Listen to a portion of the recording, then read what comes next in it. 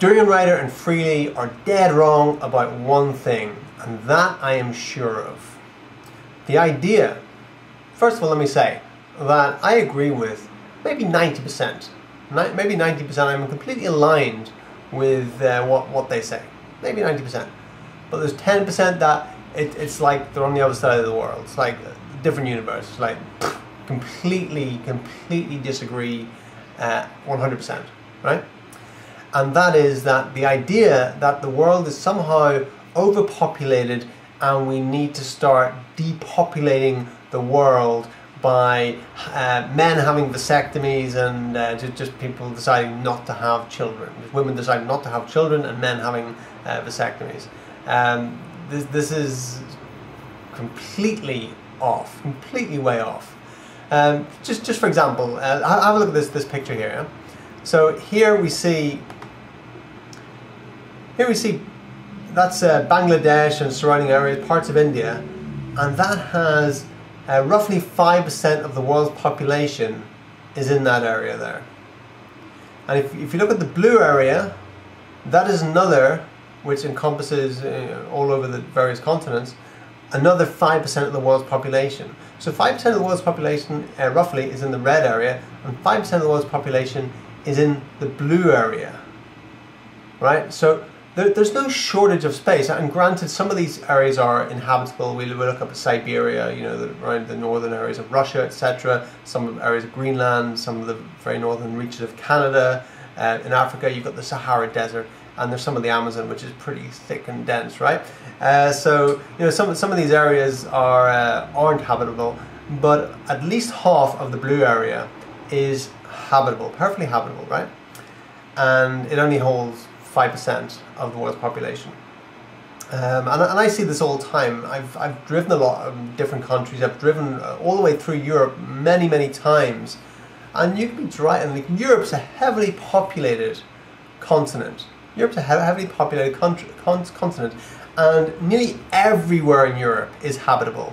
Nearly every spot of land you can see in Europe is habitable, apart from maybe the high mountains, right?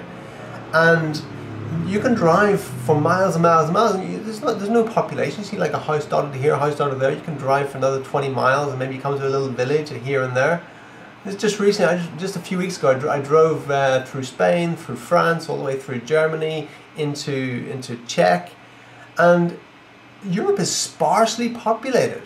You know, I'm seeing like green fields everywhere, forests and everything, and this is maybe the most densely populated continent, right? And it is sparse. It is sparse. There's tons of room. There's no lack of room for people on the planet. There's no lack of room whatsoever. There is abundance. There is still an abundance for billions and billions and billions of more people. I'm not going to try and you know, guess a number, but billions and billions more people. There's plenty of room. There may be some issues with how we use our resources and overconsumption and things like that, of the fossil fuels, etc., etc., etc.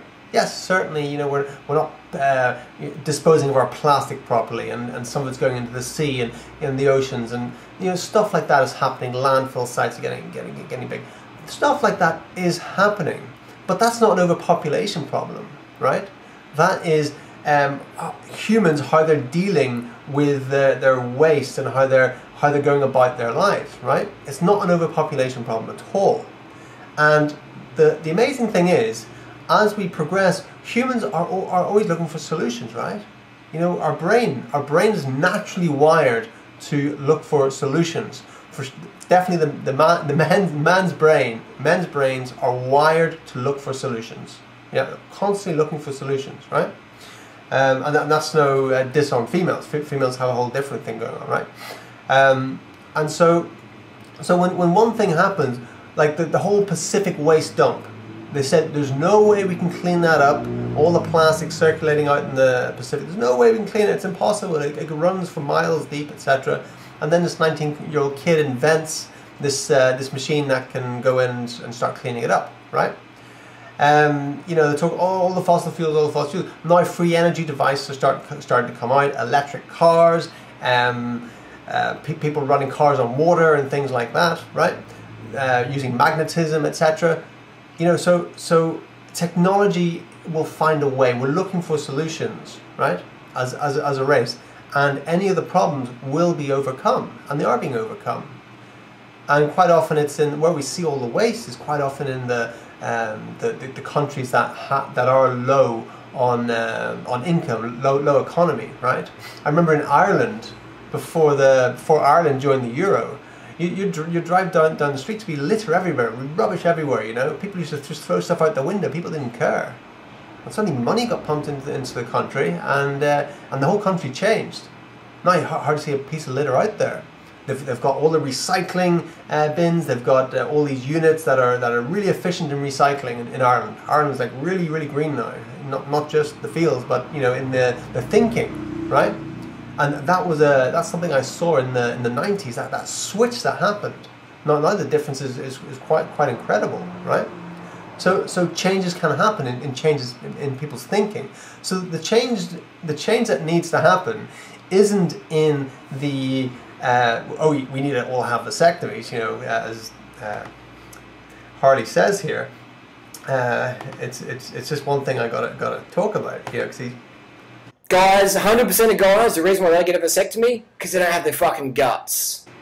100% of guys that don't have a vasectomy is because they don't have the guts. Seriously? Come on, Harley. Are you really going to back up that statement? I don't think so. I'm actually, after a couple of children, sure, I would consider getting a vasectomy. I would definitely consider it, but there are also people out there that have had vasectomies and say that it didn't work. The job can be botched. Sometimes it's not about courage. Sometimes you read up and you go, holy shit, there's been a lot of botched jobs here, and people's sex lives are screwed for the rest of their life because of these botched vasectomies, or this doesn't work out right? So it's not all just works out fine. Maybe it worked out fine for Harley. It doesn't work out fine for everyone if you do the research, right? So let's see what Harley has to say. Simple as that. Most guys don't want to have kids, or they got kids and they want to not have any more kids. Then get a vasectomy, guys. I say this is a challenge, man to man. Have the balls to book in with your surgeon, or some surgeon who doesn't age discriminate, and get your nuts chopped. Get a vasectomy. De-stress your life. If you already got kids, great. Do you need more kids? No, you don't. There's enough kids fucking out there dying every day. 27,000 children, approximately, under age 5, are dead today because no one gave them any food or water. We don't need any more fucking kids on the planet. Fuck as much as you want, but just get your nuts chopped. So when you bust your nuts, no more kids are created. Enjoy. It's a win-win. It's a win for you. So what Harley's in effect saying there, that the problem is children, and to cure the problem, we stop having children, so then there's no more children, so then there's no more problem.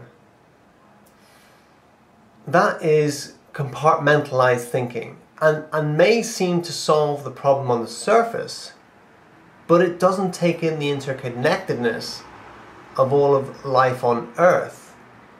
It's just a compartmentalized thinking, and that's how many people think these days from the indoctrination system that we receive in school, and from traumas, childhood traumas, things like that. We start to compartmentalize, our brain compartmentalizes, and we don't take in the things holistically. We see one thing here and think, well, that's right here, but we're not taking into account all these other variables, right?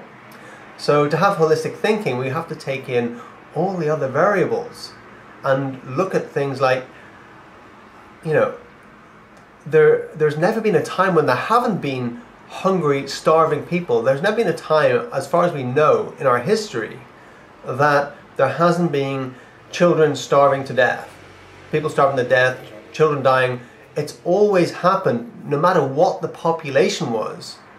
When the population was 2 billion, there were still thousands of children dying every day of starvation and hunger. That is, God, life on Earth, there are plagues, there is pestilence, there are droughts, there are harsh winters.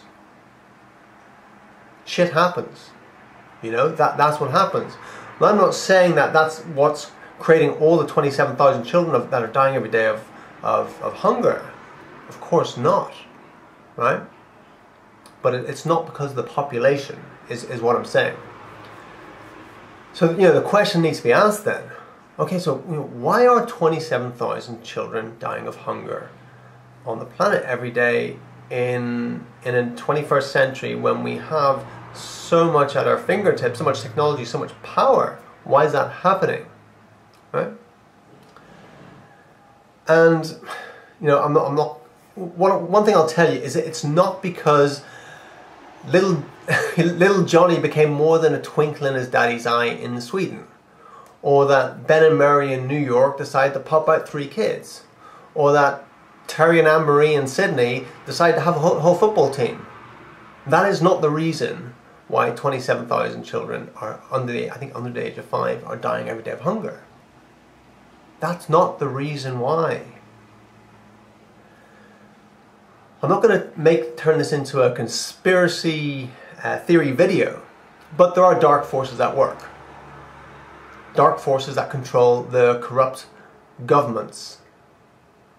And so that is why one of the reasons why we're seeing things that are preventable in the world. We see all these things that are so preventable, but then all the money's being put into more arms and more war and things like that. Why the government's putting all this in when they could feed all the starving children? It's because it's corrupt, right? So here's an idea. So instead of turning off the tap on having children, why not instead produce an army of light workers that will shine so bright that they will dispel the darkness that seems to be on our planet at the minute?